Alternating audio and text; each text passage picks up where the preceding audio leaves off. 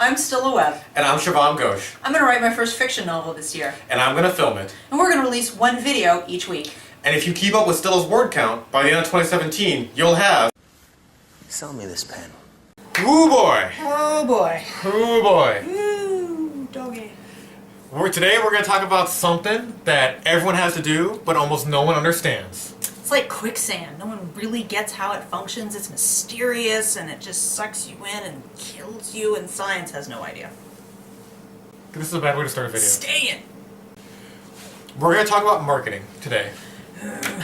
And like I said, no one understands marketing. If people did, every YouTube video would be viral hits, every book would be a smash bestseller, every movie would be a blockbuster if people knew how to market. Yeah. But people don't. They have theories, and sometimes the theories work and sometimes they don't. But today we're going to talk about how you, as a self-published author sitting at home in your pajamas, can market things. Virally. Yes. So what do we mean by viral? Viral only means one thing. If each person who likes and reads your book tells 3 other people, then your book will go viral. Because then those people will tell 3 others, and each of those people will tell 3 others, right? It'll grow exponentially, the proper use of the term. And the mountain will get bigger. If, on the other hand, I'll use the evil color. Oh no! If every 5 people who read your book Apparently don't like it. only tell 2 other people, and then those 2 people tell 1 person, right, your mountain's going to get smaller. And if you have this situation, you're going to have to keep putting money and effort to make this engine go. You're going to have to get 5 more people to tell 2 to tell 1. 5 more people to tell 2 to tell 1. Whereas this is a boulder rolling downhill. Down! Exactly. So, how do things become viral? You can be viral by being very, very wacky. For example, all the Ravished by T-Rex books that came out a couple years ago. Because those make sense. They're terrible. They're bad. They're bad. If it had just been a normal romance with a woman and the average run-of-the-mill billionaire, no one would have talked about it. If it had been 2 cavemen, it'd have been like, Yeah. But the fact that it was a cave woman, or sometimes a time-traveling woman... What? That's a thing? Yeah, she time travels back in time. So the fact that it was a caveman or a time-traveling woman getting ravished by a raptor or a T-Rex, one person had to tell 100 people. And then someone told me, and I had to tell all my friends, like, oh my god, there's a book on Amazon where it's dinosaur erotica, right? I can't believe that's a thing. It was a 100-to-1 ratio, it spread. It's just like the thing that you talked about this week.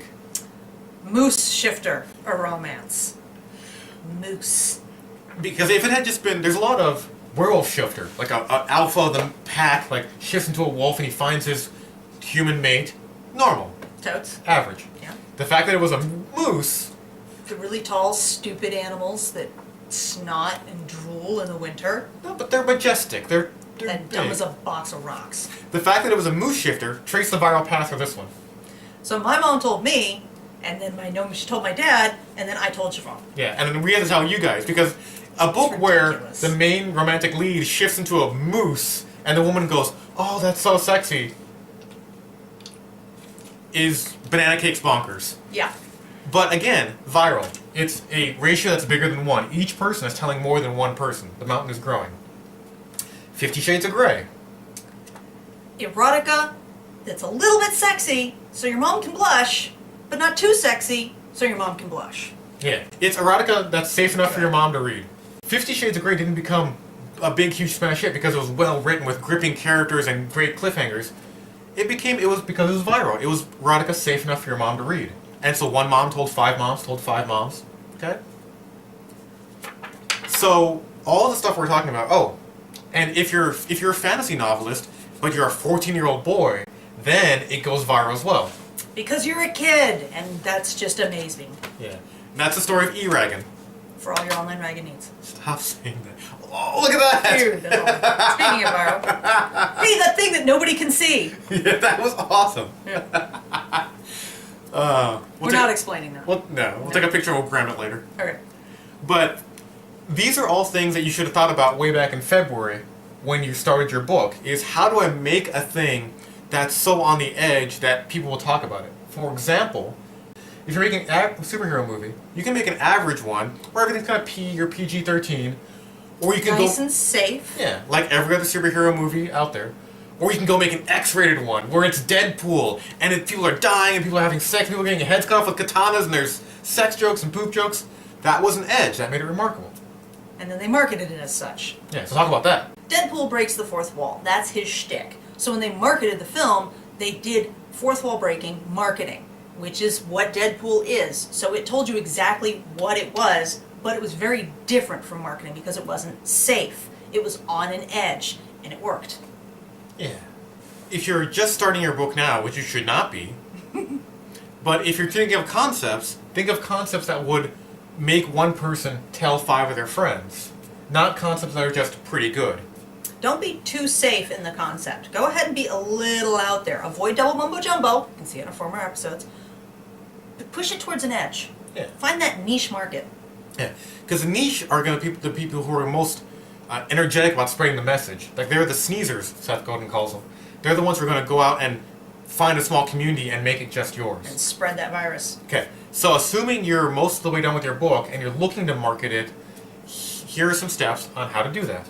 Practically. So the biggest question authors always ask about marketing is, do I have to be on social media if I'm an author? Do I have to be on the Bird or the Picture or the Pac-Man Ghost or the Facebook or the YouTubes to do marketing? Not really, no. Yeah, and the answer, assuming you've got a book that's worth reading, a book that's remarkable, the answer is really no. What you do need is a mailing list. Mailing lists are really good. What a mailing list is a group of 100 people who already like your first book, who want to be notified when your second book comes out. That gives you the critical mass of sneezers to start your mountain building for the second book. But learn from our mistakes. This is the problem I'm going to have with Infinity Squad 3. I wrote Infinity Squad 1. Some people bought it, liked it. I wrote Infinity Squad 2. Some people bought it and liked it. When Infinity Squad 3 comes out, how am I going to tell my fans that it exists? It's going to be lost in the wash of Amazon. So if you look at the successful authors out there, if you go to their web pages, it has a thing of, as soon as you go to the web page, sign up here to get notified when the next book comes out, or sign up here for my top 10 fiction writing tips, or, they're building a list. And so you can do that on the social medias, but what you really need, however you get it, is a list of 100 people who want to be notified when your next book comes out. And don't abuse the list. Don't spam them with stuff, or you'll end up with them taking themselves off the list, or they'll put you in their spam folder. You know what that's like. You've got spam. So don't do that. If you're going to send something out, make sure it's reasonable and actually ties into what they actually care about. Yeah, I've seen people send out, for example, where's the I don't even know what the Instagram thing looks like. Sure. Okay.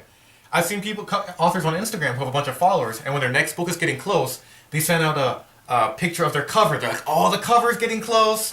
Or they send out a picture of them like doing a photo shoot with the model for the cover, or at a convention, and that kind of builds momentum for the next book.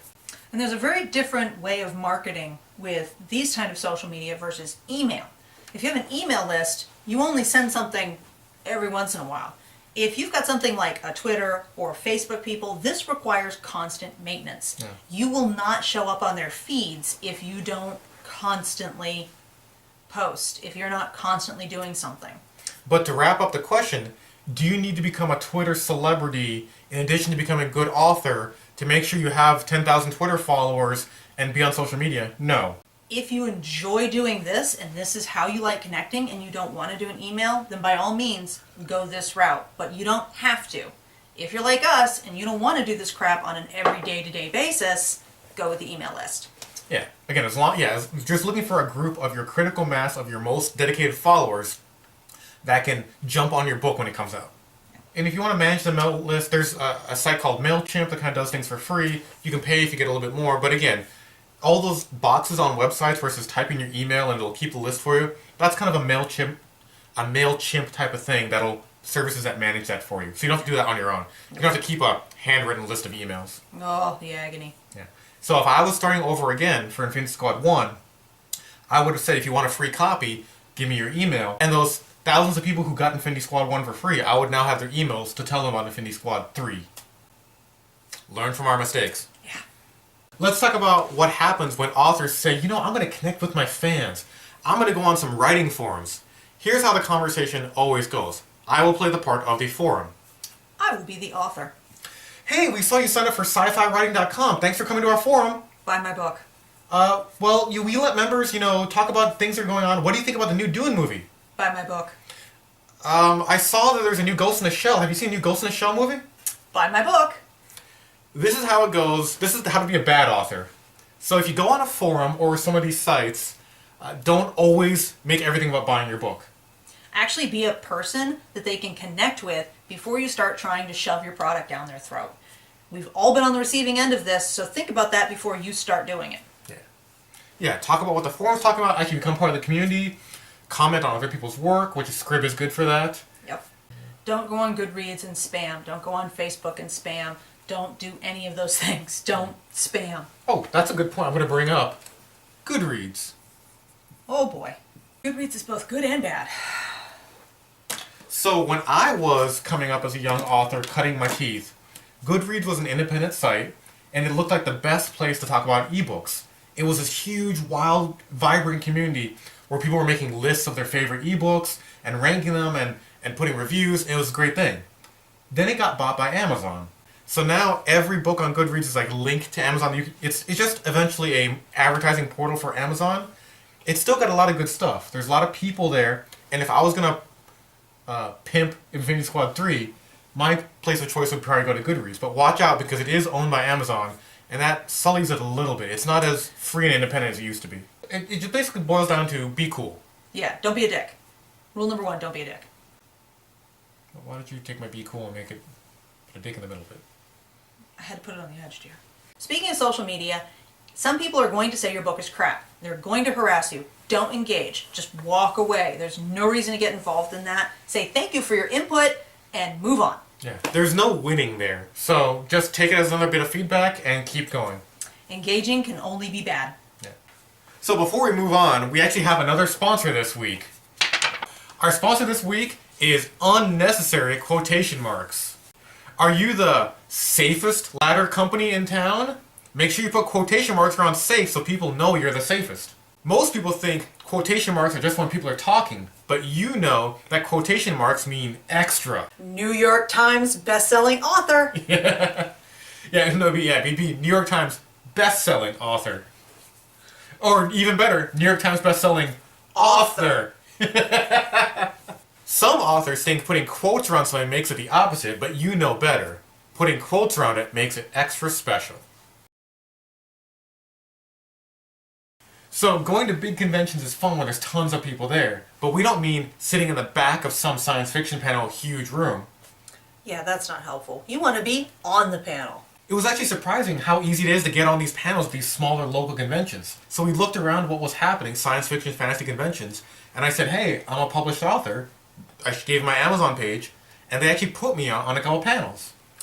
I'm not even an author yet. And a couple years ago, I was on a panel. Yeah. And one of the highlights of my authoring career is when I was asked to moderate a panel with Patrick Rothfuss on it, right? So I had written 2 self-published ebooks, and I'm moderating the panel with Patrick Rothfuss as one of the guests, right? And you do your homework, you prepare a list of questions, and you get good at moderating, and you keep the panel on topic. But you can also mention, oh yeah, as an author, I did this. And then people come up to you afterwards and talk to you like you're an author.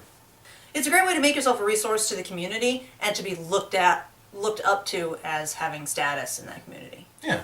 And then when you hand out your card, which has your email, you get their email address, and you're building that email list. So when your next book comes out, you have 100 people who said, oh yeah, I saw that person on a character development panel. She was really good. It's just another way to get your information out there, and it's another great way to develop a relationship with people who might read your book. Yeah. So once you develop a little reputation of going to the local conventions, you can move up to bigger conventions. You can say, look, I moderated a panel with this. I was on 3 panels at, At blah blah con. We were at PyCon. We moderated, what was the Harvard Con? So you're not like going to San Diego Comic Con, but you're going to like your local conventions, and you be a resource. That is the long con. Oh, snap. Let's talk about one way to jumpstart your marketing, which is the paid marketing route. By this, you're talking about ads, you're talking about Facebook ads, whatever, but also book lists. Yeah. So when I was in Marketing Infinity Squad 1, I did do some Goodreads ads, actually. And the Goodreads has helped a little. So if you look at my sales, like in terms of normal sales, the Goodreads ads are like, oh, that helps a little, right? And I paid like a couple $100. I don't know if I paid like $120. Yeah. But then there was this thing called Fussy Librarian. What Fussy Librarian is a list of 10,000 people who have signed up to say, I want to hear about books in this genre. New books, books that are on sale. It's very similar to Book Gorilla and BookBub. Yeah. So I chose Fussy Librarian because I think it was cheaper at that point, and they were looking for free books, and Infinity Squad 1 was free, so I paid like $20, $30, $50, something like that, and I was watching my Amazon sales, and it was like, boom! So it went from like, 20 to 30 people a day to like 700 people in one day downloading my book, and that was the Fussy Librarian bump. So if I was coming out with stuff again, I would definitely go with Fussy Librarian. They've built up that email list that you should have. Again, there are other ones, BookBub, Book Gorilla. There are a lot of them out there. They all have different criteria. They all require different amounts of money. Yeah. They can be very helpful. However, learn from our mistake. I wouldn't put this much money into it without having more books available. Yeah. I would save this for when you have 3, 4, 5 books, because then you really get your bang for your buck. They read your book, they like that first one, they buy they buy the whole rest of the catalog, and you become one of those authors they look for. Yeah. I think it's still worth if you have 1 or 2 books out there. You make the first one free, you put it on Fussy Librarian, you get that bump, because after this bump of 700 free downloads, I did see a smaller bump of people buying my paid book, right? Yeah. It was definitely correlated. Yeah, with 2 books it can be helpful. Depends on how much disposable income you have. Yeah. But the more, you're going to get a bigger bang for your buck when you have a larger library available for them. Yeah. But there are some sites out there that if you haven't built that list. I've never tried Facebook ads. I don't know how effective that is. But I tried Goodreads ads, marginally effective. I tried Fussy Librarian, really effective. These are more effective because they're targeting exactly who you want. They're targeting your audience. You tell them what kind of book it is, they go to the people who are looking for that kind of book. I like military sci-fi. Bam. Yeah. Everybody who's on that list who likes military sci-fi, their eyes are on it and they're looking for it. Yeah, Fussy Librarian was good for that. That's what these mailing lists are good for. Yeah. But the best way to do paid marketing is to do it for free. Make your first book free. Or if you can't do that all the time, pick specific months to make it free. Yeah. If you sign up for the Amazon, their Select program, their whatever, Kindle Select program, you can choose a certain number of days. I didn't sign up for that, so I can make my Infinity Squad 1 free all the time, and that's been my biggest driver. That's what's led to this floor of 1 or 2 people downloading it every single day for the rest of my life, is because I made Infinity Squad 1 free. People think they're losing money when you make your book free, but compared to how much you pay for a paid marketing, it's probably the better return on the investment to make your first book free. It's a free sample. You'll have people downloading it on a whim because it doesn't cost them anything. So that's a fantastic way of doing it. Again, better when you have more books out. He didn't bother to put it out for free until he had a second book. Yeah. And it's only going to be more helpful when he puts out a third book. Yeah. People get into your funnel and they keep going down the stream. Typically it was like, out of every 10 people who get a book for free, one of them would buy my second book, right? And that'll keep going as I get my 3rd and 4th book. So yeah, that's probably the cheapest, least time-intensive form of marketing that you can do. Yeah. One thing that really helped when I released my book is I had a writer's group and I had a bunch of friends on Facebook. So I gave it for free to them for reviews. And getting those first couple of reviews on Amazon is really helpful.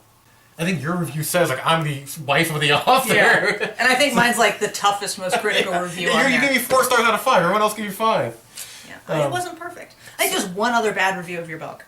Yeah, there's a couple, but yeah, like I was a tough critic.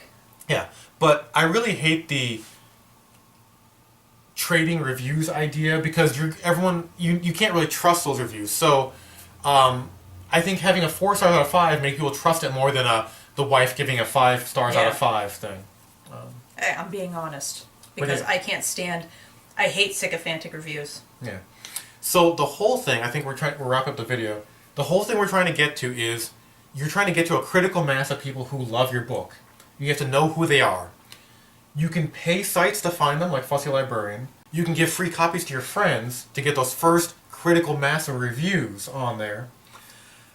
But the really way to do this is make a good book and slowly and steadily engage with the community, build that email list of your own, and then release your second book. It's the second book that matters. The absolute best marketing tool is to have a good library of good solid books. That's what's going to get you that day-to-day downloads and the money is by having a good library of good books. So to do that, you have to keep writing. Wang.